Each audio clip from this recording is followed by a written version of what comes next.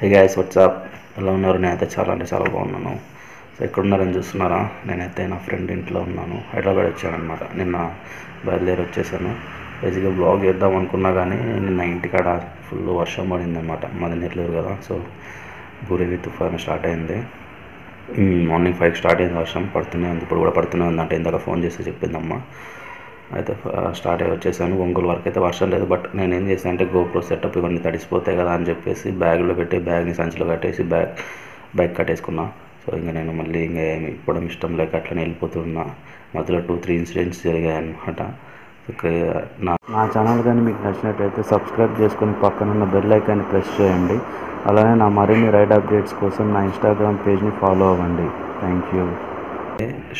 Shocking incidents జరిగాయి. But అన్ఫార్చునేట్గా clear అయినాయి అవి అప్పటికప్పుడే, కాబట్టి ప్రాబ్లం లేకుండా వచ్చేసాను నేను. సో ఫస్ట్ ఇన్సిడెంట్ వచ్చి ఏమైందంటే, మీకు ఆల్రెడీ నేను ఒక బ్లాగ్లో చెప్పాను, నా బైక్ బ్రేకింగ్ వైరింగ్ని ఎలకలు కొరికేసాయని. సో అలా సైడ్ స్టాండ్ సెన్సార్ ఉంటుంది కదా, సో దాన్ని కొరికేస్తే నేను అనేది వైర్ కనెక్ట్ చేసి ప్లాస్టింగ్ చేయించాను లోకల్ మెకానిక్తో. నేను ఇప్పుడు రైడ్ స్టార్ట్ చేశాను. మీ అందరికీ తెలుసు నేను ఎక్కడికి వెళ్తున్నాను. కొత్తగా చూస్తున్న వాళ్ళకి చెప్తున్నా, నేను షిరిడి వెళ్తున్నాను. ఫస్ట్ స్టాప్ హైదరాబాద్, తర్వాత షిరిడి ఉంటుంది. అక్కడి నుంచి మళ్ళీ లోనావాలా వెళ్తాను. లోనావాలా నుంచి హైదరాబాద్, మళ్ళీ హైదరాబాద్ నుంచి ఇంటికి వెళ్తాను అనమాట. సో స్టిక్కరింగ్ అయిన తర్వాత రైడ్కి పోయే ముందు నా చైన్ లూజ్ ఉంటే టైట్ చేయించేకి వెళ్ళాను బజాజ్ సర్వీస్ సెంటర్కి. అతను టైట్ చేసిన తర్వాత ఏమైందంటే, ఆ ప్లాస్టింగ్ చేయించే కదా సెన్సార్ వైర్, అది బయటకు తీసాడనమాట. సో ఈ చైన్ తిరుగుతూ ఉండేది కదా, తిరుగుతూ ఆ వైర్ని కట్ చేయగానే ఇంకా side stand sensor wire cut అయిపోగానే సైడ్ స్టాండ్ డౌన్ వచ్చింది. అందరికీ తెలిసిందే కదా, ఇప్పుడు వచ్చిన ప్రతి బైక్లో సైడ్ స్టాండ్ డౌన్ ఉంటే బండి ముందుకు వెళ్ళదు, ఆగిపోతుంది అనమాట. సో అలా ఆగిపోయింది బండి. ఏం చేయాలో అర్థం కావట్లేదు. నా దగ్గర ఏమో బ్లేడ్ లేదు, సిజర్ ఏమి లేదు ఆ వైర్ని కనెక్ట్ చేయడానికి. మళ్ళీ ఆ పైన ఉంటుంది కదా, దాన్ని తీసేసి ఏం చేయాలో అర్థం కానప్పుడు నా అదృష్టం లక్కీగా ఒక ఆయన ఆపాను అనమాట. ఎక్సెల్ వెళ్తుంటే బ్లేడ్ ఉందని అడిగితే బ్లేడ్ ఇచ్చాడు. ఇట్లా నాకు రావట్లేదు, కొంచెం హెల్ప్ చేయమంటే వైర్ని తీసేస్తున్నాడు అనమాట. ఇంకా తర్వాత వెళ్ళి వైర్ తీసుకొచ్చి ప్లాస్టర్ అన్నీ తీసుకొచ్చి చేసేసాడు. ఎందుకు అన్నీ ఉన్నాయి దగ్గర అంటే, అతను ఎలక్ట్రీషియన్ అంట. నా లక్ ఎంత బాగుందంటే అంత బాగుంది. నేనైతే దేవుడే అనుకున్నాను అనమాట. లేకపోతే నేను ఆపి రోడ్ ఎలక్ట్రీషియన్ అవ్వడం ఏంది, వచ్చి రిపేర్ చేయడం ఏంది, చాలా అంటే చాలా లక్కీ ఫీల్ అనుకున్న. సాయిబాబాని అతను పంపించాడు. సో దాని తర్వాత ఇంకా వెళ్ళిపోయాను. నల్గొండ ఒక ఫస్ట్ ఫెయిల్ బ్రేక్ ఒంగోలు యువతలు తీసుకున్నా. నెక్స్ట్ ఫెయిల్ బ్రేక్ నల్గొండ అనమాట. ఈ నల్గొండ దగ్గర ఫెయిల్ బ్రేక్ తీసుకున్న తర్వాత 830 రూపీస్ అయింది బిల్. అయితే ఆ పెట్రోల్ లోడ్ ఏం చేశాడు, 8330 కొట్టేశాడు. నేను చూసుకోవాలన్నమాట. మిషన్లో నంబర్ అడిగితే నంబర్ చెప్పాను. నేను ఎందుకు చూసుకోలేదంటే, ఇక్కడ కరోనా ఉంది కదా, ఎవడోడో నొక్కింటాడు దాన్ని, సరే నువ్వే కొట్టుకోరా అని చెప్పి వాళ్ళ నంబర్ చెప్పాను. వాడేమో కొట్టేశాడు. బిల్లు ఇచ్చిన తర్వాత బిల్లు చూసి 8330 వేసినావు ఏందన్నా అంటే, అవునా అని చెప్పి అప్పుడు చూసాడు అనమాట. మళ్ళీ వాడు లోపలికి వెళ్ళి ఎవరినో పిలుచుకొచ్చి వాడు మళ్ళీ క్యాలిక్యులేషన్స్ ఇవన్నీ చేసి అప్పుడు ఇచ్చాడు డబ్బులు. నాకు రిమైనింగ్ అమౌంట్ ఇచ్చాడు. తీసుకొని ఇంకా హైదరాబాద్ వచ్చేసాడు అనమాట. The next day. Hi guys, ఇప్పుడు రైడ్ స్టార్ట్ అవుతున్నా. అది చెప్పా కదా షిరిడి స్టార్ట్ అవుతామని. సో నిన్న చాలా అంటే చాలా లేట్ అయింది. బైక్ ఎన్ఓసి తీసుకొని తర్వాత గార్డెన్ గేర్స్కి వెళ్ళి ట్యాంక్ బ్యాగ్ కొట్టుకున్నాను. ట్యాంక్ బ్యాగ్ చూపిస్తా ఇప్పుడు. సో ఇదే నేను కొన్న ట్యాంక్ బ్యాగ్ గార్డెన్ గేర్స్. ఇది వచ్చి 28 లీటర్స్ పట్టింది. కొన్ని అయితే పెట్టేశాను కావాల్సిన వస్తువులు, గోప్రో అన్ని. ఇంకా గోప్రో సెట్ చేసుకోవాలి హెల్మెట్కి. ఇది వచ్చి నాకు 22,800 పడింది. డిస్కౌంట్ అయితే ఏమీ లేదు అతను ఎంత అడిగినా కూడా. ఇంకా మనం రైడింగ్ గేర్ వేసుకొని బైక్ పైన మాట్లాడుకుందాం. గైస్ లగేజ్ ప్యాక్ చేశాను. ట్యాంక్ బ్యాగ్ ఒకటి, బ్యాక్ ప్యాక్ చెప్పాను కదా కొత్త ట్యాంక్ బ్యాగ్ కొన్నాను అది. ప్లస్ అలానే నిన్న నైట్ నేను ఇది టాప్ క్యారియర్ వేయించాను జానాది. అదొక నాకు 2500 పడింది. సో ఈ రైడ్లో చాలా అంటే చాలా ఖర్చులు మనకి. ఓకే, ఇంకా డైరెక్ట్ మనం గోప్రో వ్యూకి వెళ్దాం. Hey guys, so officially ride starts now. Time వచ్చేసి 6:54. ఇంకా నా రూమ్మేట్ ఏదో సమ్ బంజీ కార్డ్స్ పని చేస్తున్నాడు. సో 7 అయితే స్టార్ట్ చేసేకి. ఓకే, మ్యాప్ అయితే పెట్టుకోవాలి షిరిడీకి. సో ఇప్పుడు వచ్చి ఈ రైడ్ నేనే లీడ్ చేస్తున్నా, అంటే ఈ డే నేను లీడ్ చేస్తున్నా. అంటే టోటల్ కాదు, కొద్ది దూరం వరకు లీడ్ చేస్తే తర్వాత అన్న లీడ్ చేస్తాడు బ్రేక్ఫాస్ట్ అయిపోయిన తర్వాత. Shirdi okay, all set. So ఇక్కడ నుంచి 569 కిలోమీటర్స్ చూపిస్తుంది. 11 hours 39 minutes అంట. ఇదే ఫాస్టెస్ట్ రూట్ ఏంటిది గూగుల్ చూపిస్తుంది కాబట్టి నావిగేషన్ సెట్ చేశాను. కూల్. నా రూమ్మేట్ కూడా వచ్చేసాడు. రెడీనా? Okay, ride has officially started now. ఇందాక అన్న ఏదో అదే బ్లూటూత్ కనెక్షన్ చేసుకుంటూ టైం అయింది. సో ఇక్కడి నుంచి మనము హైవే తీసుకోవాలి. అదే బిహెచ్ఎల్ రూట్ ఉంది కదా, ఆ రూట్కి వెళ్ళి హైవే తీసుకోవాలి. రోడ్లన్నీ బాగా గబ్బులేసిపోయినాయి. అప్పుడు నేను వచ్చి 3 months అవుతుంది. 3 monthsకి ఇప్పటికి చాలా ఇది ఉంది. అంటే తడిసిపోవడం వల్ల అట్లా గబ్బులేసిపోయినాయి. ఎందుకు తడిసిపోయినాయి ఇలా? వచ్చా వామ్మో, చలి మామూలుగా లేదుగా హైదరాబాద్లో. నేను స్వెటర్ వేసుకున్నా, దానిపైన రైడింగ్ జాకెట్ వేసుకున్నా, అయినా కూడా చూడు చలి ఎట్లుందో. ఓ, ఇక్కడ పెట్రోల్ బంక్ పెట్టారు కొత్తగా వచ్చేసింది. ఎప్పుడు వచ్చింది? మర్చిపోయి. ఆ పెట్రోల్ అయితే బాగానే ఉంది, మనమేమి ఆగాల్సిన పని లేదు. ఇక్కడైతే ఆల్మోస్ట్ ఇంక హైవే ఎక్కిన తర్వాత అనుకుంటా. సో మనం స్ట్రైట్ వెళ్ళాలి ఇప్పుడు. సో రైడ్ అప్డేట్స్ వచ్చి ఇప్పటివరకు 35 kilometers వచ్చాము రూమ్ నుంచి. సేమ్ హైవే మేము NH65 పైన వెళ్తూనే ఉన్నాం, స్ట్రైట్గా వెళ్తూనే ఉన్నాం. ఇంకా 81 kilometers స్ట్రైట్ వెళ్ళాలని చూపిస్తుంది. సో అందుకే ఇంకా ఏం చూస్తారు, ఈ రోడ్డు స్ట్రైట్ రోడ్డు. సో అందుకే ఇంకా ఇదేంది, బ్రేక్ఫాస్ట్కి బ్రేక్ తీసుకుంటాం కదా, సో అక్కడ కలుద్దాం డైరెక్ట్గా. రైడ్ అప్డేట్స్ వచ్చేసరికి 50 kilometers వచ్చాము. ఇక్కడ బ్రేక్ఫాస్ట్ చేద్దామని ఆగాము. ఇక్కడ బ్రేక్ఫాస్ట్ చేసి మనము రైడ్ స్టార్ట్ చేద్దాం. సో ఇక్కడ పెద్ద టిఫిన్స్ లేవంటారు. ఇడ్లీ, దోశ, పూరి మాత్రమే ఉన్నాడు. 2 ఇడ్లీ తీసుకున్నా. ఇంకా ఆకలేస్తే ఒక దోశ తిని స్టార్ట్ చేస్తాను. నైట్ కూడా ఏం తినలేదు. నైట్ సరిగ్గా నిద్ర కూడా రావట్లేదు. రైడ్కి వెళ్తాను ఎక్సైట్మెంట్లో.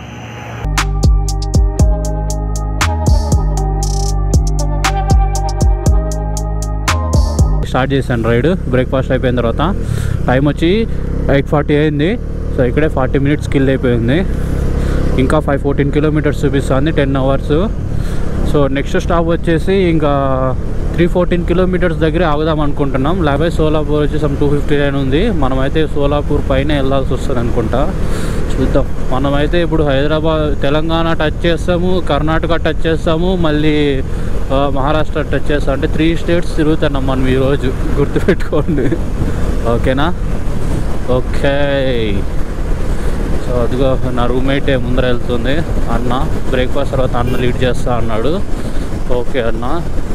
సో స్పీడ్ వచ్చేసి నేనైతే 100, 110 మెయింటైన్ చేయమన్నా. ఎందుకంటే 10 hours వెళ్ళాలి, 514 kilometers. ఈ 80, 60 పెట్టుకుంటే మాత్రం పని కుదరదు, త్వరగా వెళ్ళలేము. అక్కడికి వెళ్ళిన తర్వాత మళ్ళీ రూమ్ కూడా తీసుకోవాల్సి వస్తుంది. యాక్చువల్గా ఇక్కడే బుక్ చేద్దాం అనుకున్నా. యాప్ కూడా ఇన్స్టాల్ చేసుకున్నా. ఓయో యాప్లోనే బుక్ చేద్దాం అనుకున్నా రూము. బట్ అన్న వచ్చేసి ఎందుకులే అక్కడికి వెళ్ళి షిరిడి సాయి ట్రస్ట్ ఉంటుంది కదా, వాళ్ళు రూమ్స్లో తీసుకుందాం అంటున్నాడు. బట్ ఆ రూమ్స్ దొరకకపోతే ఏంది పరిస్థితి అంటే, రూమ్స్ దొరకకపోతే అప్పుడు ఓయో ట్రై చేద్దాము, అంతవరకు అక్కడికి వెళ్ళి ఓయో ట్రై చేద్దాము అని చెప్తాడు. సో అక్కడికి వెళ్ళి first Shirdi Sai trust room try చేయాలి. రూమ్ దొరికితే మా లక్, లేకపోతే ఇంకా మళ్ళీ ఓయోనే దిక్కు అవుతుంది.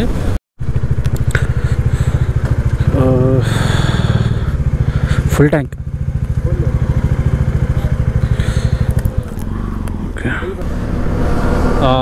అప్డేట్ వచ్చేసరికి రైడ్లో ఫస్ట్ ఫ్యూయల్ బ్రేక్ అయితే అయిపోయింది. ఇందాక అక్కడ తీసుకున్నాను. సో 750 rupees పట్టింది నాకు. సో 8 liters దాకా పట్టింది ట్యాంక్. ఇంకా ఉండే కానీ బట్ ఎందుకు కొట్టించేద్దామని చెప్పి కొట్టించేసాం పెట్రోల్ బంక్ కనపడగానే. ఇంకా సోలాపూర్ ఇక్కడ నుంచి 67 ఉంది. బట్ ఈ రోడ్లు చూసాంటే భయం వేస్తుంది నాకు. చూడండి, ఒక పక్క దిగిపోయింది రోడ్డు, ఒక పక్క ఇంత పెద్ద గుంతలు వేసుకుంది. అక్కడ ఇటు పక్క నుంచి అటు పక్క వెళ్ళాలంటే భయం వేస్తుంది. ఇట్లా ఎత్తుగా ఉండిద్ది కదా, ఎక్కడ స్కిడ్ అయిపోతుందో భయం అని. స్కేరీ ఉన్నాయి రోడ్స్ అయితే ఇక్కడ. చాలా జాగ్రత్తగా నడపాలి ఇక్కడ.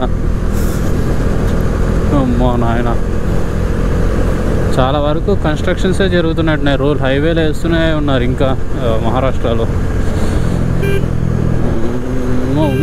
ఎట్లంటే తిప్పుడు అయ్యా, వామ్మో ఓరు నాయను. చూసారా కోట గోడలు? అది ఏం కోట నాకైతే ఐడియా లేదు. మీకు ఏమన్నా ఐడియా ఉంటే చెప్పండి నాకు కామెంట్ సెక్షన్లో.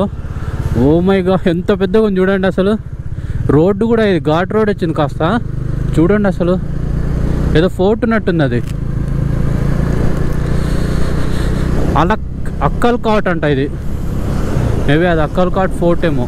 అక్కల్ కాట్ చూడండి, ఇదేదో చెరువు ఉన్నట్టుంది. బా భలే కనిపిస్తుంది. లొకేషన్ మాత్రం పిచ్చలేదు ఇక్కడ.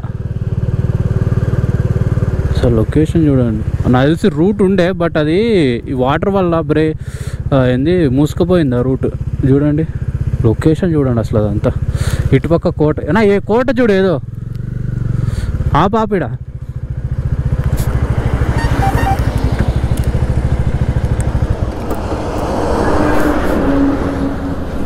ఏదో ఫోర్ట్ ఉన్నట్టు చూడనా.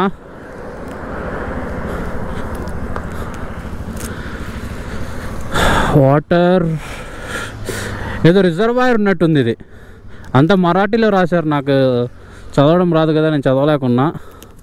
బట్ ఈ లొకేషన్ అయితే చూడండి. ఇక్కడ చూడండి ఫోర్ట్. ఇదేదో ఫోర్ట్ అక్కల్ కాట్ ఫోర్ట్. ఇది అది మరాఠీలో రాశారు.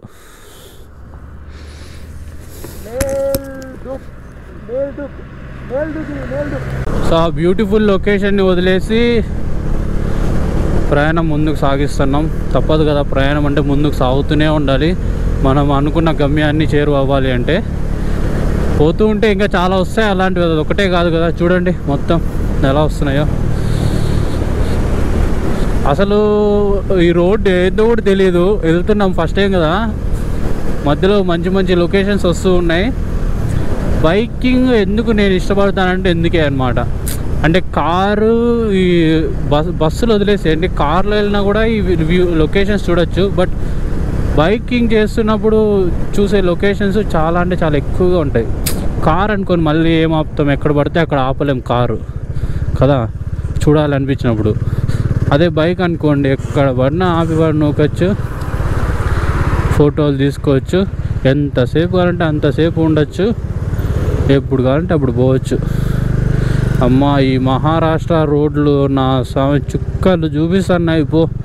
ఇంత గలీజు ఉన్నాయంటే అంత గలీజు ఉన్నాయి. ఇప్పుడు ఇంత బాగుంది కదా, రేపు పొద్దునంటే కొద్ది దూరం పోయిన తర్వాత మళ్ళీ ఏదో వస్తాయి. ఇప్పుడు నాకు తెలిసినంత వరకు మనం ఏదో కొండ ఎక్కుతున్నట్టే అనిపిస్తుంది. ఘాట్ రోడ్ అయితే వచ్చింది సడన్గా.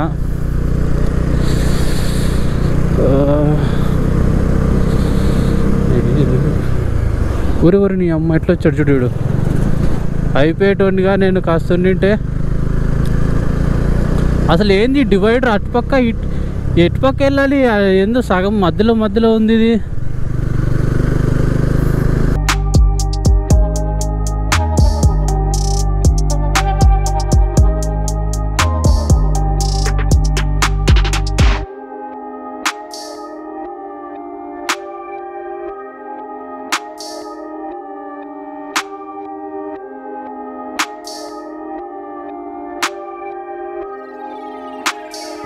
బాబా రోడ్డు కిర్రాకు ఉంది కదా అసలు. టర్నింగ్స్ కానీ లొకేషన్స్ అయితే హైలైట్ చూడండి. ఇటుపక్క హైలైట్ చూడండి మొత్తం. టోల్ గేటా కాదు, ఏదో ఊర్లోకి అయితే ఎంటర్ అవుతున్నాం మనం. ఆ ఊరేదో తెలియదు మనకి, బట్ ఎంట్రీ అయితే అవుతున్నాం. So ambience sorry buddies. So ఇందాక మన వెనక్కి వెళ్తే మనం సోలాపూర్ వెళ్తాం, ఇలా వెళ్తే బీడ్కి వెళ్తాం. సో ఇంకా మన రైడ్ అప్డేట్ వచ్చి 292 కిలోమీటర్స్ ఉంది షిరిడీకి. ఇక్కడ నుంచి ఔరంగాబాద్ 269 కిలోమీటర్స్ ఉంది. బీడ్ మాత్రం 43 కిలోమీటర్స్ ఉన్నట్టుంది బీడ్. గైస్ రైడ్ అప్డేట్ వచ్చేసరికి మేము ఇక్కడ బోమ్ అనే ఊర్లో ఆగాము లంచ్ చేయడానికి. ఇంకా 211 కిలోమీటర్స్ ఉంది. గూగుల్ ఏమో 5 hours 4 minutes చూపిస్తుంది. చూద్దాం, ఇంకా 40 meters వెళ్తే అహ్మదాబాద్ బోమ్ రోడ్ కంప్లీట్ అయిపోతుంది అనుకుంటా. సో ఇది ఇప్పుడు వరకు రైడ్ అప్డేట్ అయితే. ప్రస్తుతం అయితే ఇక్కడ లంచ్ కోసం ఆగాము. లంచ్ చేసి ఇంకా స్టార్ట్ అవుదాం. చలో లంచ్ తర్వాత కలుద్దాం.